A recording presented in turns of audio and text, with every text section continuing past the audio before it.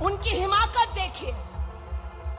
जब वो सत्ता में थे तो उनका घमंड ऐसा कि उन्होंने भगवान राम का कोई अस्तित्व नहीं ऐसा एफिडेविट देश की एक कोर्ट में दे दिया। अहंकार आज भी बरकरार है। जब रामलला का भव्य मंदिर निर्मित हो रहा था, जब प्राण प्रतिष्ठा समारोह के लिए उनको भी आमंत्रित किया गया, अहंकार देखिए, उन्होंने आमंत्रण को ठुकरा दिया। देवेंद्र भाई, रस्सी जल गई, बल नहीं गया। लेकिन आज हम डंके की चोट पर कह सकते हैं, और अगर राहुल गांधी तक मेरी आवाज पहुंचे तो कान खोलकर सुन लो, मैदान तुम चुनो कि प्रभु राम के अस्तित्व को नकारा, भारत की सेना के शौर्य को धिक्कार कर राहुल गांधी और उसके नेताओं ने देश की संसद में भारत की सेना से प्रमाण मांगा उनके पराक्रम का।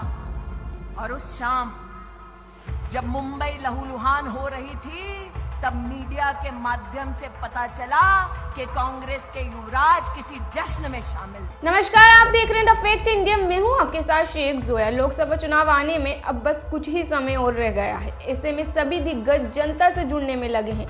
नागपुर में भारतीय जनता युवा मोर्चा द्वारा आयोजित नमो युवा महासम्मेलन को संबोधित करने स्मृति ईरानी पहुंची। इस दौरान स्मृति ईरानी ने कांग्रेस नेता राहुल गांधी को निशाने पर लिया। आगे बढ़ने से पहले स्मृति ईरानी को सुन लीजिए। भारतीय जनता पार्टी युवा मोर्चा के दायित्व पर अध्यक्ष के रूप में समर्पित भावना से कार्य कर रहे हैं, ऐसे युवा मोर्चा के राष्ट्रीय अध्यक्ष तेजस्वी सूर्या और प्रदेश अध्यक्ष राहुल लोणीकर जी का मैं विशेष अभिनंदन करती हूं।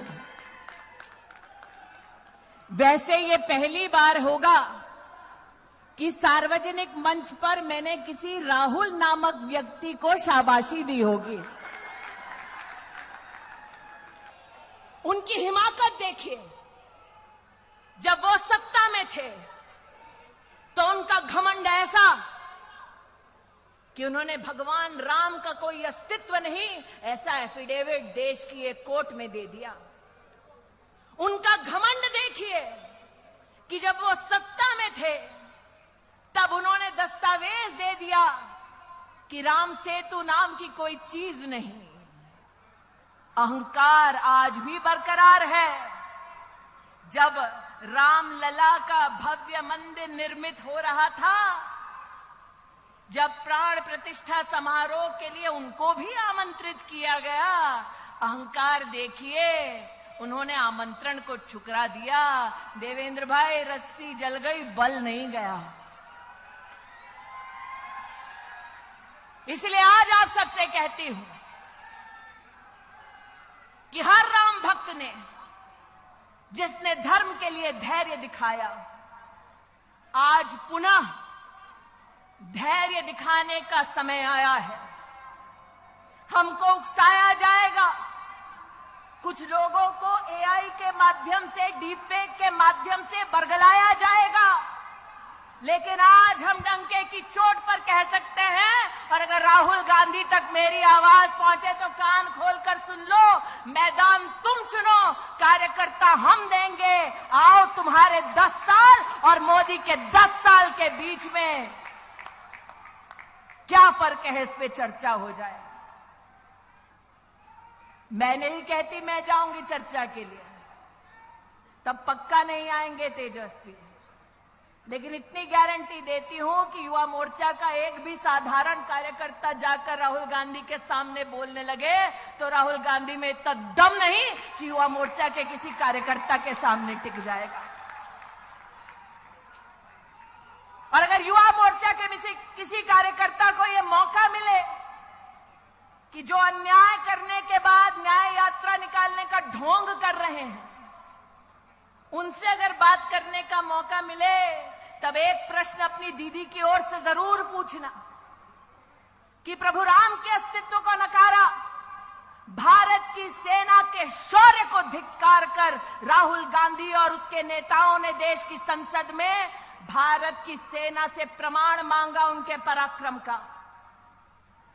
मैं उस महाराष्ट्र में काम कर चुकी हूं जहां पर 26/11 का आतंक हम सब ने अपनी आंखों से देखा। हम सबको याद है, पाकिस्तान से आतंकवादी आए, मुंबई की सड़कों को लहूलुहान कर दिया और दिल्ली में बैठी सोनिया मैडम की सरकार चुपचाप तमाशा देखती रही।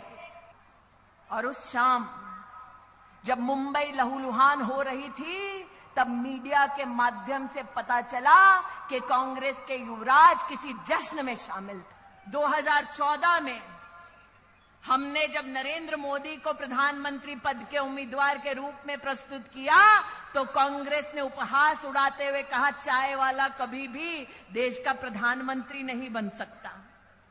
वो चाय वाला बना प्रधानमंत्री। और आज मुझे इस बात का दुख है कि 10 साल प्रधान सेवक के नाते इस परिवार के लिए जो वो भारत कहते हैं, उस परिवार के लिए जूझते जूझते परिश्रम करते करते आज राजनीति के उस पड़ाव पर पहुंचे हैं जहां इंडिया अलायंस के एक चारा चोर ने ये कहा कि मोदी का कोई परिवार नहीं।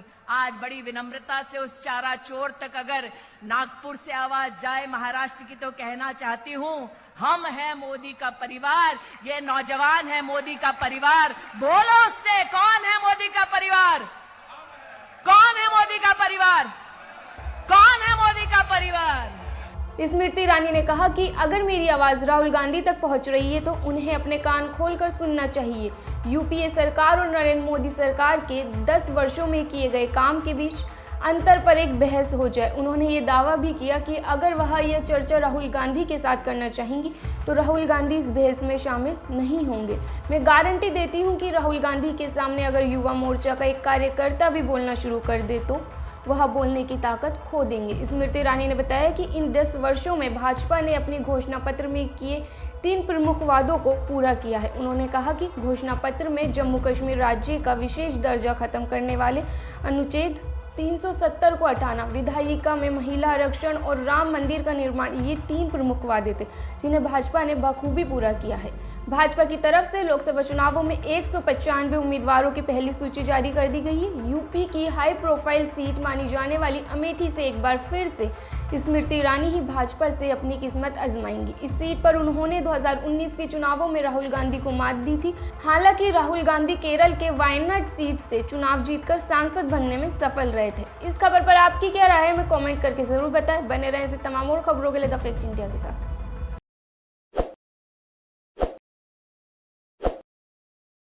ताज़ा खबरों के लिए विजिट करें द फैक्ट इंडिया की वेबसाइट और डाउनलोड करें द फैक्ट इंडिया ऐप।